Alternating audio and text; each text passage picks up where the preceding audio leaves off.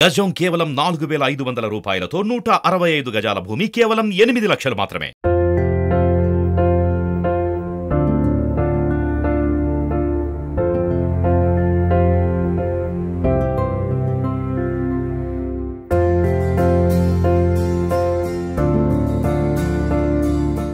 ప్రస్తుతం మనం విజయవాడలో ఉన్నాం. మనతో పాటు ఉంది పద్మావతి శ్రీవల్లి. తను తెలుసా 9th క్లాస్ నుంచే రకరకాలైనటువంటి స్పెషల్ యాక్ట్ అని చెప్పొచ్చు, ఆర్ట్ అని చెప్పొచ్చు. చూడండి, బియ్యం గింజ మీద ఎవరైనా రాస్తారు, బట్ తను చూడండి ఇది సేమియా జస్ట్ ఒక చిన్నది, అది తర్వాత ఇక్కడ చూడండి దారం మీద హ్యాపీ ఇండిపెండెన్స్ డే అని రాసింది, అలాగే పేట్రియాటిక్ సంబంధించినటువంటివి, ఇలా రకరకాలైనటువంటి విద్య అంతా కూడా ఆమె సొంతం. చాలా అవార్డ్స్ ఉన్నాయి, రివార్డ్స్ ఉన్నాయి, ఇండియా బుక్ రికార్డ్స్ ఉన్నాయి, చాలా ఉన్నాయి. అలా చెప్పుకుంటూ పోతే ఒకటి కాదు.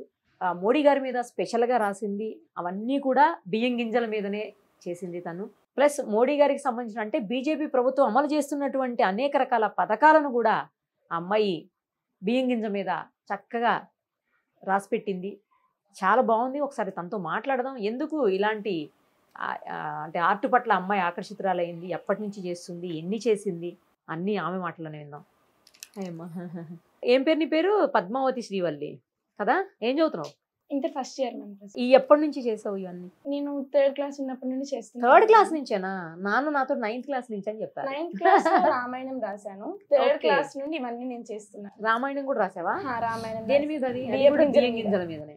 చాలా ఉన్నాయి నీ దగ్గర. టూత్ పిక్ మీద కూడా రాసినట్టు. టూత్ పిక్ మీద మొత్తం వేటి మీద రాసావు చెప్పు ఒకసారి. దారం మీద జనగణమన మొత్తం రాశాను, అండ్ టూత్ పిక్ మీద సారజహాస్య మొత్తం రాశాను, అండ్ సేమియా మీద వందే మాత్రం మొత్తం రాశాను. బియ్యపు గింజ మీద 26 లెటర్స్ A to Z మొత్తం రాశాను. ఆల్ఫాబెట్స్ మొత్తం రాశాను. అండ్ నువ్వు గింజ మీద ఫ్లాగ్ వేశాను. గణపతి బొమ్మ కూడా వేసినట్టు. బియ్యపు గింజ మీద గణపతి బొమ్మ కూడా వేశాను. మోడీ గారి ఏదో రాసావు, ఆయన బయోగ్రఫీ రాసినట్టు. మోడీ గారి జీవిత చరిత్ర రాశాను. మొత్తం ఆయన ఇంప్లిమెంట్ చేసిన A to Z స్కీమ్స్ మన ఇండియాలో ఏవైతే రన్ అవుతున్నాయో ప్రెసెంట్ అండ్ ఫ్యూచర్ లో కూడా రన్ అవుతాయి అవి.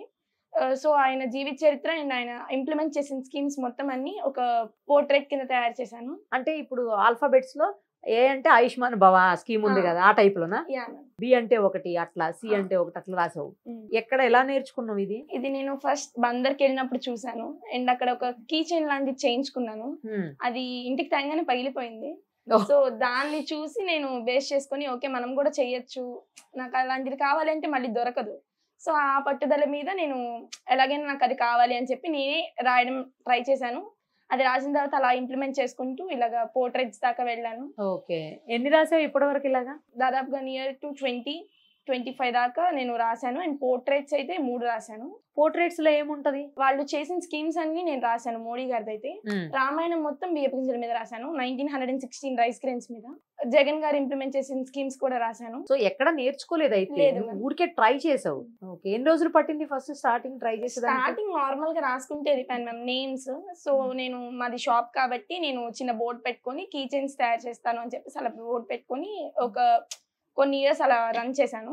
ఏం చేస్తాను కీ చైన్ తయారు చేయడం అంటే బియ్యపు గింజ మీద పేరు రాసి కీ చైన్ లో వేసి అమ్ముతాను అనమాట, లైక్ చిన్న బిజినెస్ లాగా. సో అలా చేసుకొని తర్వాత ఐడియా వచ్చింది, సో మనం రామాయణం రాస్తే, నాకు రాముడు అంటే అమితమైన ప్రీతి, సో ఎలాగైనా రాద్దాము అని చెప్పి ఫస్ట్ తలంబ్రాలుగా ఇద్దాం అనుకున్నాను. సో ఆ తలంబ్రాలు కాస్త ఎందుకో రామాయణంగా ఆరంభించి రామాయణం మొత్తం రాశాను. ఆ తర్వాత మోడీ గారి సంక్షేమ పథకాలు అవన్నీ రాశాను అనమాట. దాంతో పాటు ఇలాగ ఇండిపెండెన్స్ డే లేదా రిపబ్లిక్ డే అలాంటివి వచ్చినప్పుడు, లేదా గాంధీ జయంతి అలా వచ్చినప్పుడు కొన్ని మైక్రో థీమ్స్, అంటే ఇప్పటిదాకా ఎవరైతే ఏమి రాయలేదు, సేమియా మీద ఎవరు రాసి ఉండరు, నువ్వు గింజ మీద కూడా చాలా రేర్ గా చూస్తూ ఉంటాం. సో ఎవరైతే వాటి మీద రాయలేదో, ఇప్పటిదాకా ఎవరైతే ఆ యాక్టివిటీని చేయలేదు, అంటే ఒక కొత్తగా ఉండాలి, అందరూ బియ్యం గింజ మీద రాస్తారు కానీ ఇవి కనిపించవు. సో అందుకని చెప్పి కాస్త ఏదైనా న్యూ గా ఉండాలి అని చెప్పేసి ఇంకా మైక్రో కాకుండా మ్యాక్రో ఆర్ట్ లో కూడా వెళ్ళాను అనమాట. దారం మీద రాసింది దాన్ని మ్యాక్రో ఆర్ట్ అంటారు, అండ్ బియ్యపు గింజలు అలాంటివి అయితే మైక్రో ఆర్ట్. ఇది రాసేదానికి నువ్వు ఏం యూస్ చేస్తావు? Normal pens ma'am, gel pens లాగా అట్లాంటి. జెల్ పెన్స్ అలాంటివి వాడతాను మాక్సిమం. మరి చాలా చిన్నగా ఉంది కదా, అంటే ఏమన్నా మ్యాగ్నిఫైయింగ్ గ్లాస్ పెడతా? లేదు మ్యామ్, డైరెక్ట్ గా హ్యాండ్ తో క్యారీ చేసుకొని రాసేస్తాను. చూసేవాడు మాత్రం మ్యాగ్నిఫైయింగ్ గ్లాస్, అంటే రాస్తావు కాబట్టి నీకు ఐడియా ఉంటుంది, చూసే వాళ్ళకి ఐడియా ఉండదు కాబట్టి సో వాళ్ళు మ్యాగ్నిఫైయింగ్ గ్లాస్ తీసుకొని యూజ్ చేస్తే వాళ్ళకి బాగా కనిపిస్తుంది, ఎఫెక్టివ్ గా ఉంటుంది.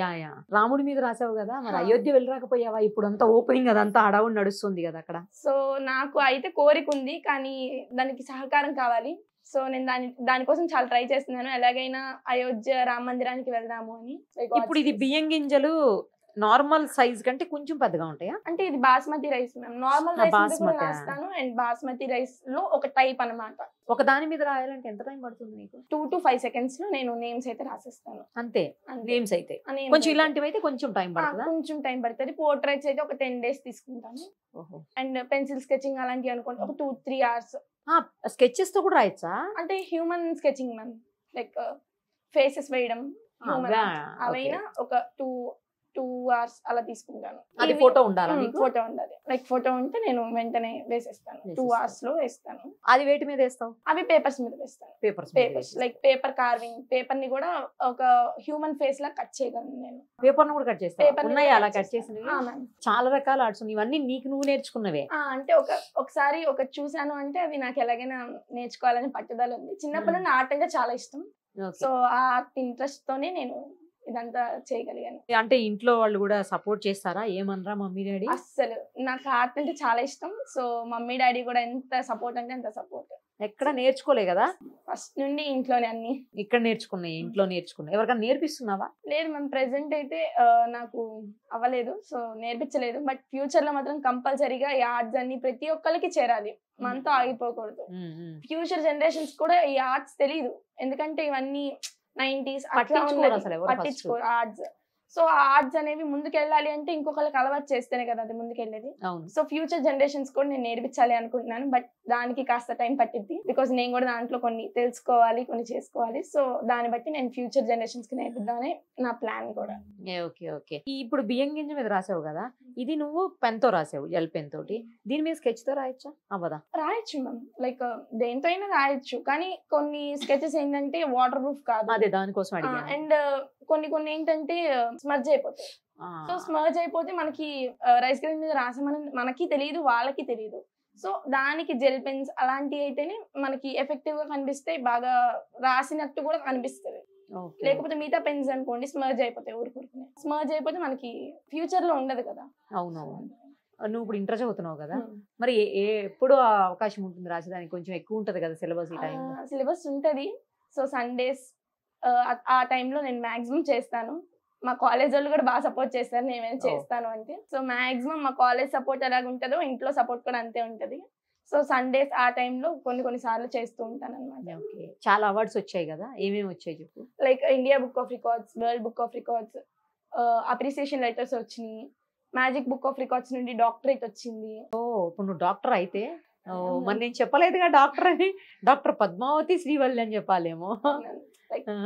డాక్టరేట్ వచ్చింది. And Trump book of records నుండి ఒక రికార్డ్ వచ్చింది. ఓకే. ఇంకా మోడీ గారు జీవిత చరిత్ర రాసినందుకు నాకు ఇండియా బుక్ ఆఫ్ రికార్డ్స్ వచ్చింది అనమాట. ఏంటి నెక్స్ట్ డేస్ లో అంటే ఆశయం ఏమన్నా ఉందా, లక్ష్యం ఏమైనా ఉందా? ఉంది మ్యామ్. ఎలాగైనా నేను చేసిన రాముల వారి పోర్ట్రేట్ ని అయోధ్య దాకా తీసుకెళ్లాలనేది నా కోరిక. అలా కాదు, ఇంకా ఆర్ట్ లో నెక్స్ట్ లెవెల్ కి ఏమైనా లేకపోతే ఇంకా ఏమైనా రాయాలని, ఇంకా మ్యాక్రో ఆర్ట్ చేయాలని. ఇంకా దేని మీద చేస్తావు మ్యాక్రో అంటే? ఇంకా ఎక్కడ అవకాశం ఉంటుంది? అదే నేను ఫైండ్ అవుట్ చేస్తున్నాను మ్యామ్. ఇంకా దాన్ని సర్చ్ చేస్తున్నాను, ఇంకేమైనా ఉంటాయేమో, ఇంకేమైనా చూడొచ్చు. చేసిందే మ్యాక్రో, ఇంకా ఏమైనా ఉంటాయి కదా మ్యామ్. ఇంకా ఆగిపోను, ఇంకా అట్లా వెళ్తూనే ఉంటాను. సో నాకు అలా ఇష్టం అనమాట. ఇప్పుడైతే ప్రెసెంట్ రాముల వారికి తలంబ్రాలుగా రాద్దాము అని చెప్పేసి దానిపైన వడ్లు పంపిస్తారు. సో ఆ వడ్ల మీద నేను శ్రీరామ అని రాసి తలంబ్రాలుగా ఇద్దామనేది ఉన్నాను. సో అవి రాస్తున్నాను ప్రెసెంట్. అయోధ్య ఓపెనింగ్ కి గానీ, ఆ నెక్స్ట్ శ్రీరామనవమికి గానీ నేను 3 చోట్ల పంపిస్తాను. భద్రాచలం, ఒంటిమిట్ట, అయోధ్య, ఈ 3 places కి పంపిద్దామని అనుకున్నాను. ఫస్ట్ రాసినప్పుడు ఏం రాసినావు? ఫస్ట్ అంటే దుర్గా అని రాశాను, ఒక చిన్న బియ్యపు గింజ మీద. ఎవరిదన్నా నేమా? అమ్మదా? అంటే అప్పుడు మమ్మీది రాయాలనే ఆలోచన లేదు. ఫస్ట్ ఎవరి నేమ్ వస్తే వాళ్ళ నేమ్ రాసేద్దాం అనుకున్నాను. అమ్మవారు కదా, సో దుర్గా అని స్టార్ట్ చేశాను. సో అలా స్టార్ట్ చేసి ఇంకా ఇలా వెళ్తూ ఉన్నాను. నీ పేరు రాసుకున్నావా? నా పేరు రాశాను. మమ్మీది, డాడీది అందరూ రాశాను. అందరూ జాగ్రత్తగా ఉంచుకున్నారు. పెట్టుకున్నారా? నాది కూడా రాసిస్తావా? ఆల్ ది వెరీ బెస్ట్ మా. చాలా మంచి ఆర్ట్ ఉంది నీ దగ్గర. నిజంగా నువ్వు చెప్పినట్లు నీతో ఆగిపోకుండా నెక్స్ట్ జనరేషన్స్ కూడా నువ్వు నేర్పించు.